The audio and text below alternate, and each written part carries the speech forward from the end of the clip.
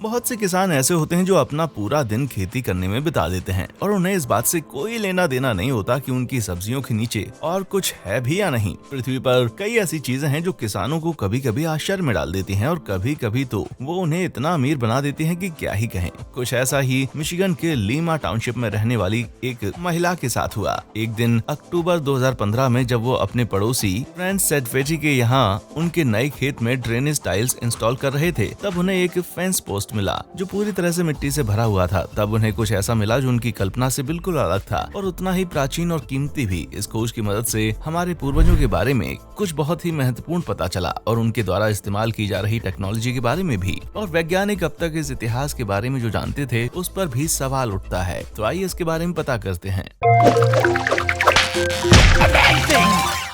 जैसे जैसे जेम्स इस मिट्टी के आसपास और ज्यादा खोदते गए, तब उन्हें एहसास हुआ कि सिर्फ एक फेंस पोस्ट ही नहीं, जमीन में जो चीज थी उसका आकार बहुत ही अजीब था। वो एक ऐसी चीज से मिलता जुलता था जिसे उसने पहले कभी नहीं देखा था। जैसे जैसे वो और ज्यादा खोदता गया, ये पता चलता गया कि उसे जो मिला वो हड्डियां थीं, लेकिन ये किसी परिचित जानवर की नहीं थीं। उनका आकार भी अजीब था और काफी बड़ा भी। उसे ये तो पता चल रहा था कि उसके हाथ कुछ खास लगा है। तब जेम्स ने मिशिगन विश्वविद्यालय में म्यूजियम ऑफ पैलियोंटोलॉजी के निदेशक डैनियल फिशर से संपर्क किया, क्योंकि उस वक्त वे शहर में ही थे। इसीलिए उन्होंने साइट का निरीक्षण किया और उन हड्डियों की जांच की। डैनियल ने पाया कि जेम्स ने जो पाया वो एक प्री हिस्टोरिक क्रिएचर के पेल्विस का हिस्सा था। डर सिर्फ इस बात का था कि इसके कारण उनका ड्रेनेज प्रोजेक्ट महीनों के लिए पोस्टपोन हो सकता था। इसीलिए उन्होंने उसे ये हड्डियां निकालने के लिए सिर्फ एक दिन का समय दिया। जब अगले दिन वहाँ पर काम शुरू हुआ, तब कई लोग फार्म देखने के लिए आए, क्योंकि वे जानते थे कि उन्हें ऐसी हड्डियां जीवन में सिर्फ एक ही बार देखने को मिलेंगी। जेम्स और उसका परिवार पहले तो बहुत खुश हो गए, क्योंकि उन्हें ऐसा अवसर पहली बार मिला था कि वो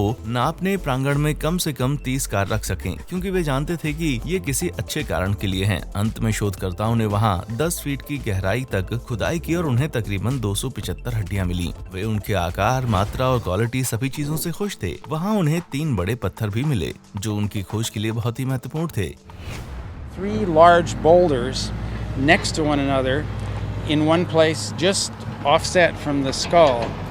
And we've seen those before. In 2 tusk को देखकर उन्हें ऐसा लगा जैसे उन्हें अब तक का सबसे बड़े प्राचीन हाथी की हड्डियां मिली थीं। लेकिन उन्होंने ये बात पक्की नहीं की थी, क्योंकि हो सकता है कि वो एक मास्टरडॉन हो जो मैमथ से मिलते जुलते होते हैं, लेकिन उनके टस्क ज्यादा सीधे और कंधों का उभार थोड़ा कम होता है और सर चपटा होता है। और वो एक ऐसी प्रजाति है जो प्रोबोसीडियन फैमिली को बिलोंग करते हैं, लेकिन ये मैमथ की तुलना में 10 गुना ज्यादा पाए जाते हैं। मिशिगन में अब तक 300 मास्टरडॉन और 30 मैमथ की खोज की गई है, लेकिन जेम्स की जो हड्डियां मिली हैं वो एक संपूर्ण कंकाल के 40% का हिस्सा थी। और आश्चर्य की बात तो ये है कि ये बहुमूल्य है। इससे पहले एक वूली मैमथ का कंकाल 2017 में मिला था, जिसकी कीमत तकरीबन $6,45,000 थी। इसका मतलब ये था कि इस खोज से ब्रिस्टल फैमिली को अच्छा खासा आर्थिक फायदा होने वाला था, क्योंकि आखिरकार ये खोज उनकी जमीन पर हुई थी। लेकिन उन्होंने ऐसा किया नहीं, क्योंकि उन्होंने इसे यूनिवर्सिटी फॉर रिसर्च को डिस्प्ले के लिए डोनेट कर दिया। जेम्स का कहना था कि ये सभी का है और उनका ये कहना उनके स्वार्थहीन भावना को दर्शाता है। अगर मैं होता तो मैं तो कहता कि ये मेरा है, अब निकालो हजारों डॉलर।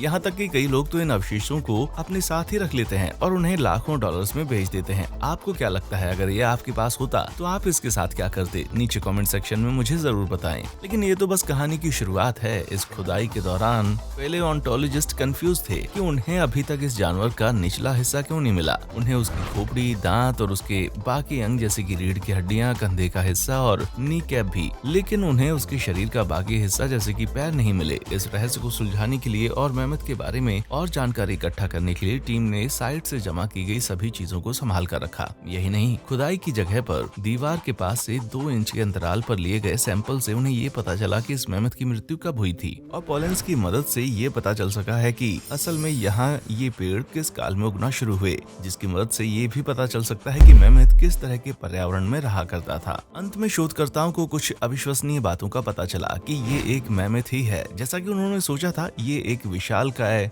जेफरोसियन मैमथ था, जो एक वूली मैमथ और एक कोलंबियन मैमथ का हाइब्रिड है, और वो तकरीबन 45 साल की उम्र का था, जो शायद आज से 11,700 से 15,000 ईयर्स जीवित था। छानबीन से पता चला कि इसे एक तालाब में डाल दिया गया था, वो भी आदि मानवों द्वारा जानबूझकर काट के डाला गया था। ये एक ऐसा सच है क्योंकि तकरीबन 13,000 साल पहले क्लोविस प्रजाति घाटी के लोग इसी तरह से अपना शिकार भालों की मदद से किया करते थे। यही नहीं, मेमथ की खोपड़ी को इस तरह से काटा गया था जो किसी अनुभवी कटाई करने वाले का काम हो सकता है। किसी ने तो इस हाथी की खोपड़ी को तोड़कर उसके दांतों तक पहुंचने की कोशिश की थी और इस खोपड़ी पर जो निशान मौजूद हैं वो इस बात की ओर इशारा करते हैं कि इसके लिए औजारों का इस्तेमाल किया गया था, क्योंकि उस भाग की हड्डियां मार खाने की वजह से ढीली हो चुकी थीं। हो सकता है कि उसके पैरों का हिस्सा पहले ही खा लिया गया हो और उसके बाद प्राचीन लोगों ने इस हाथी को तालाब तक स्टोरेज के लिए लेकर आए हों, ताकि बाद में वे जब चाहे इसकी मीट का इस्तेमाल कर सकें। लेकिन वे उसके शरीर को तालाब में क्यों डालेंगे? ये बात तो पक्की है कि वो सड़ जाएगी। तो असल में ऐसा होता नहीं है। आपको जो यहाँ ध्यान देने की जरूरत है वो ये है कि 15,000 साल पहले वहाँ बर्फ का भाग ज्यादा रहा होगा, और जहाँ तक मालूम चलता है तो ये शायद आइस एज के खत्म होने के 3,000 साल पहले की बात है। और यहाँ जो 3 बड़े पत्थर मिले हैं वो शायद मेमथ को डुबोए रखने में मदद करते हैं, या जैसा कि डेनियल ने कहा कि उसके अगल बगल जो कंकड़ पाए हैं वो उसके ऑटो में भर गए हों, ताकि वो आराम से तालाब के तल में ही रहे। और तालाब एक ऐसी जगह थी जहाँ से दूसरे जानवरों को सुए खोजने में परेशानी होगी। तालाब में मौजूद बैक्टीरिया के कारण बाकियों से भी बचे रहते हैं। फिशर को अपने अनुमान पर पूरा कॉन्फिडेंस था और इसके लिए उन्होंने अपनी हेल्थ को भी रिस्क में डाला और खुद काटे हुए घोड़े की मीट को तालाब में रखकर खुद खाया, और फिर 2 हफ्तों में वे उसे खाते। और ऐसा 6 महीनों तक चला, और इससे ये बात पक्की हो जाती है कि प्लीस्टोसीन प्रजाति के इंसान इस मेमथ को रखने के लिए वाटर बॉडीज को रेफ्रिजरेटर के तौर पर इस्तेमाल करते थे। और इस रिसर्च की मदद से ये बात पूरी तरह से पक्की हो जाती है कि ये इंसान ही थे जिनकी वजह से आज मेमथ और मास्टोडोन हमारे बीच में नहीं है, ना कि पर्यावरण में आए बदलाव की वजह से। जब आप इसके बारे में सोचते हैं तो ये बात सच में अद्भुत है कि हमें कीचड़ के ढेर से क्या कुछ सीखने को नहीं मिलता। लेकिन जेम्स एकमात्र ऐसे किसान नहीं है जिन्हें अपने खेतों की फसल के नीचे इस तरह की चीजें मिली हैं। आपके सामने अब हम 2 और ऐसी स्टोरीज पेश करने जा रहे हैं उन किसानों की जिन्हें कुछ अमूल्य चीजें मिली हैं। सबसे पहले तो वो किसान जिसने अपनी खोज से पैसे कमाए, भले ही उन्होंने इस पर कोई काम नहीं किया था। मॉरिस विलियम्स एक मवेशी खेत के मालिक थे जिनसे प्लेंटोलॉजिस्ट पेटे लॉर्सन ने संपर्क किया, और उन्होंने ये शर्त रखी कि उन्हें उनकी प्रॉपर्टी पर कुछ सालों के लिए खोजबीन करने दे, और अगर उन्हें कुछ भी मिलता है तो वे उसका 10% हिस्सा यानी कि प्रॉफिट उनको देंगे। ये देखते हुए कि उन्हें कुछ किए बिना ही पैसे मिल रहे हैं, विलियम तैयार हो गए। और तकरीबन 1 साल बाद पेटे का टायर खराब हो गया, जो एक अच्छी खबर नहीं होती, लेकिन इस किस्से में ये लकी साबित हुए। जैसे ये लोग अपना टायर रिपेयर कराने के लिए शहर में गए, सू हेंड्रिक्सन ने डिसाइड किया कि वे वहाँ के पहाड़ों पर भी एक नजर डालेंगे जिन्हें उन्होंने अभी तक देखा नहीं था। और उन्हें जो मिला वो एक संपूर्ण टी-रेक्स का कंकाल था जिसकी 90% हड्डियां सही सलामत थीं। इस कंकाल में गहरे राज छिपे हुए थे जिन्हें संरक्षित कर लिया गया, जैसे कि टूटी हुई पसलियां जो ठीक हो गई थीं, और उसके निचले जबड़े में छेद था जो कि पेटी को लगता था कि वे दूसरे टी-रेक्स के दांत थे। 3 हफ्तों की सफाई, खुदाई और तैयारी के बाद उन्हें एक 13 फीट ऊंचा, 40 फीट लंबा टाइनोसॉरस रेक्स मिल गया। पेटे ने इसका नाम सू रखा, उस महिला के नाम के पीछे जिसने इसे ढूंढा था, और फिर एक संग्रहालय खोलने की सोची जहां लोग आकर इस टी-रेक्स को देखें और उनके इतिहास के बारे में और जान सकें। लेकिन ये अच्छी खबर यहीं खत्म हो जाती है और FBI वाले पेटी के घर पर रेड डालकर डायनासोर को वहां से ले जाते हैं।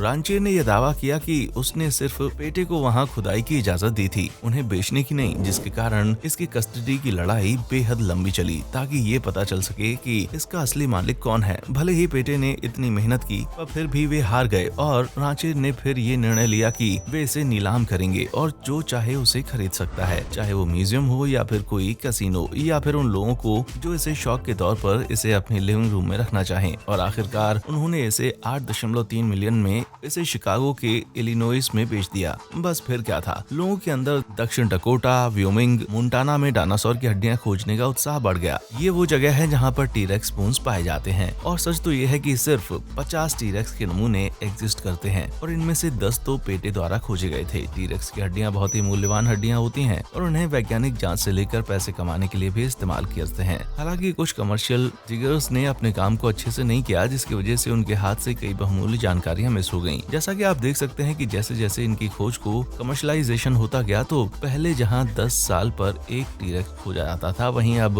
हर 6 महीने पर एक टी-रेक्स पाया जाता है। यही नहीं, ये हड्डियां सतह तक पहुंचते पहुंचते टूट जाएंगी। हो सकता है कि इस तरह से उन्हें ऑप्शन हो सकता है, लेकिन ऐसा करने से हम भविष्य में मिलने वाली कई जानकारियों का नुकसान भी कर सकते हैं। जरा कल्पना कीजिए, एक दिन किसी को यूनिकॉर्न का हॉर्न मिलता है और वो इसे किसी बिलियनियर को बेच देता है, जो इसे कोट के हैंगर के तौर पर इस्तेमाल करता है। आपको क्या लगता है कि ये सही है? इन आर्टिफैक्ट्स को इस तरह से बेचना चाहिए? आप अपने विचार हमें कमेंट सेक्शन में जरूर बताएं। और अब बारी है अंतिम लकी किसान की, जिसके बारे में मैं बताना चाहूंगा। इनका नाम है जोस एंटोनियो निवास, जिनके पास 40 किलोमीटर लंबा खेत कार्लोस पैग्जिनी के ब्यूनोस एरिया में था। 2015 में उन्हें पेड़ के नीचे तोहफे से बढ़कर कुछ मिला। जब वे जमीन पर टहल रहे थे, एक अजीब सी गोलाकार चीज उन्हें नदी के किनारे पर मिली थी, जिसके अगल बगल कीचड़ लगा हुआ था। क्या आप देखकर बता सकते हैं कि ये चीज क्या है? जैसे कि पत्नी रियाना कोरोनेल ने सबसे पहले कहा कि ये एक किसी डायनासोर का अंडा है। जैसे ने अपनी इस खोज को वहां से निकालना शुरू कर दिया, जिसके लिए उन्होंने अपने हाथों का इस्तेमाल किया ताकि ये वे पता लगा सकें कि वहाँ क्या छुपा हुआ है। लेकिन जैसे ही पुलिस वहाँ पर पहुंची, वे भी इतने ही शौक में थे जितना कि जॉस। वे जानते थे कि ये कोई मामूली चीज नहीं है, इसलिए उन्होंने वहाँ प्लेंटोलॉजिस्ट को बुलाया और तब पता चला कि ये जीवाश्म किसी प्राचीन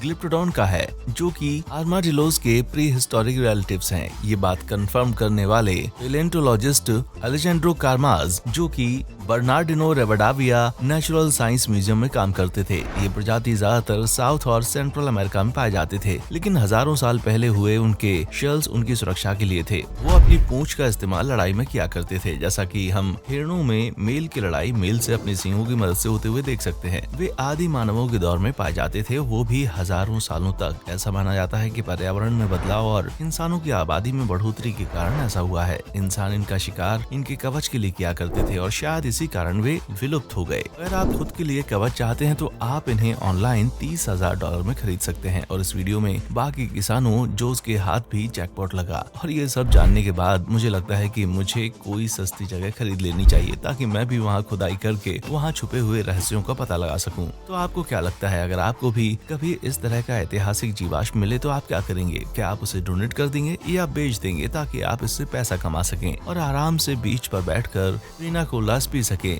आप अपनी स्ट्रेटजी हमारे साथ कमेंट सेक्शन में जरूर शेयर करें। देखने के लिए शुक्रिया।